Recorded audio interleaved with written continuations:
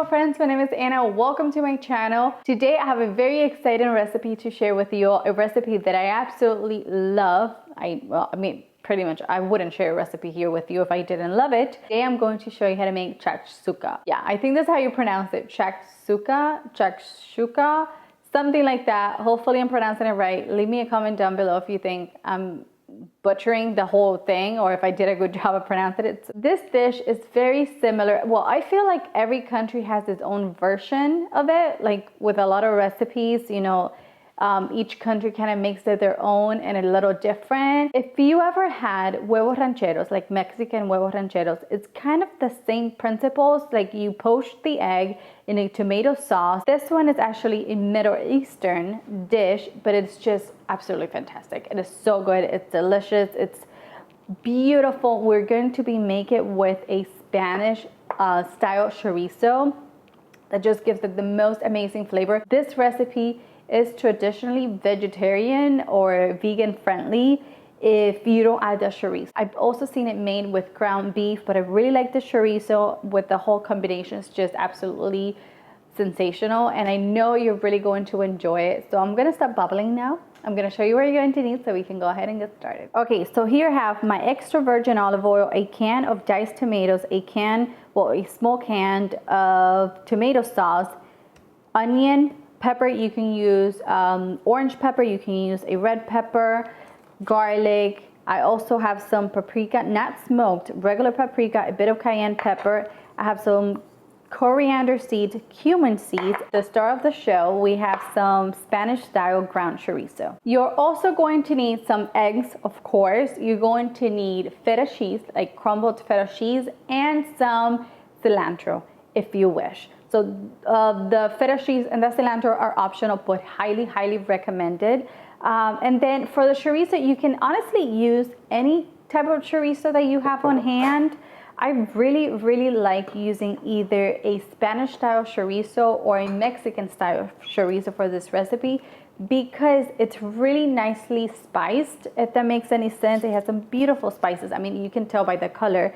It has some paprika. I think this one has some oregano, but you know, it has different spices that complement the dish very well. So that's what I like to use. So the first thing I'm going to do, as you can see, I'm using whole cumin and coriander seeds. I have a skillet here, and this is just the same skillet that we're going to use to make our shakshuka. And to it, I'm going to add my spices, and I'm going to cook this for about, I would say, like 1 to 2 minutes. I really want all of that beautiful flavors from the spices to bloom, and it's just going to be so good. Trust me when I tell you this. Okay, so I have my spices toasting on a dry skillet over medium heat. That's gonna be for about 1 to 2 minutes, and then we are going to obviously pulverize the spice. We are going to chop our onion.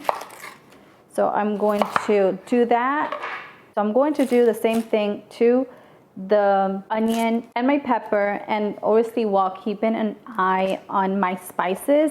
If you don't have whole spices, which I love to cook with whole spices, I think they have a better taste. You can substitute the whole spices for ground spices and you're gonna be good to go. Okay, so my spices are ready. They are smelling, this smells absolutely incredible. I'm going to add them to my mortar and pesto here. I'm gonna let them rest for just a second so I can continue chopping my onion. Okay, so as you can probably tell, I have all of my onion, garlic, and pepper ready to go, and I'm just grinding up my spices here very quickly.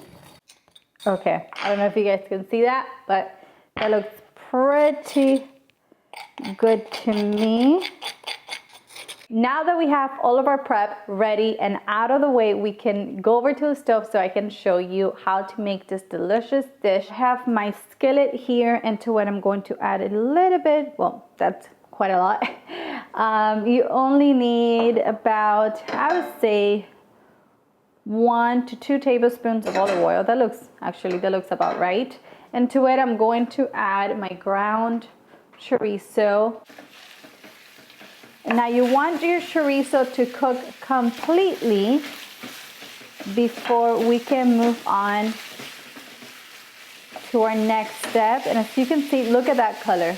That is some beautiful, beautiful color. As you can see, all the spices are rendering in the oil. This is going to be fantastic.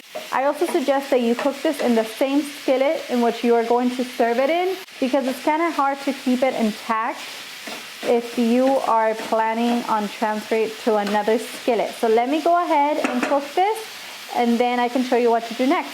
Okay, now that my chorizo, it's pretty cooked through, as you can see, I'm going to go ahead and with my wooden spatula here, I'm going to break it apart. So if you can't find ground chorizo at your supermarket, you can buy regular chorizo and then remove the casing, and there you go, you have ground chorizo.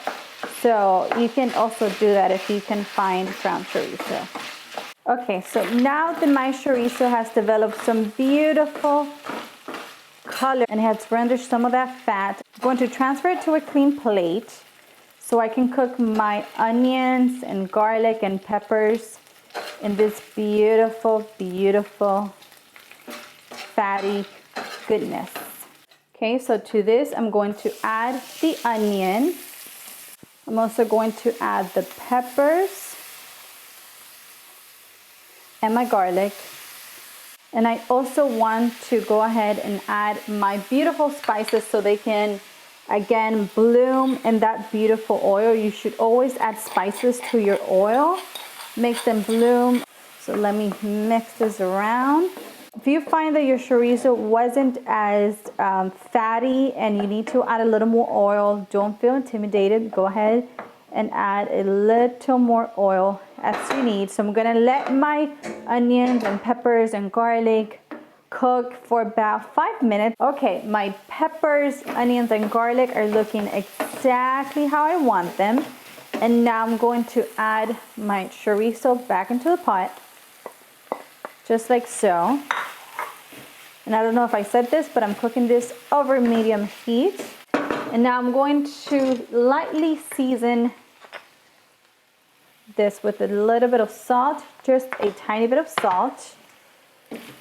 And now to this, we're going to add our tomatoes and tomato sauce. And you might need to add a little bit of water depending on how liquidy your diced tomatoes are. I am going to add a little bit of water because it looks a little too dry. So I would say about half a cup of water. Now we want to let this cook partially covered for about, I would say 15 to 20 minutes. My shakshuka is exactly how I want it. So you can see it's not liquidy, but it's not too dry either. So it's right there, the perfect consistency. I'm going to turn the heat to low now. What I'm gonna do is I'm gonna make a little well here, and I'm going to crack an egg right in there.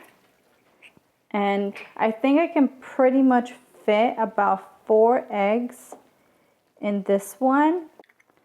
Okay, so we got our 4 eggs in. We're going to cook our eggs depending on how well cooked you like your eggs. I like my eggs pretty well done, so I'm gonna leave them, I'm gonna cook them through completely. And if you like your eggs a bit on the runnier side, so then you want to cook it a little less. So I'm gonna cook my eggs for about 10 minutes, and then I'm going to show you what it looks like. I am going to cover it so the eggs can cook completely. Okay, my eggs are cooked to perfection, as you can see, or at least how I like them. So this is done. I'm going to turn off the heat, and I'm going to bring it over so I can show you the final step, which is to pretty much add the feta cheese and the cilantro, and then we serve it, then we eat it. It's gonna be so yummy. As you can probably see, my shakshuka, it's looking beautiful. We topped it with some feta, cilantro. I got my pita bread here ready to go. I got a plate, and now we just have to serve it so we can eat it. I hope you guys can see that beautiful creation that we just did. And okay, now we're gonna get some. We're gonna plate it just like that. Oh, that looks beautiful. Beautiful, beautiful, beautiful. Okay, let me put this right here.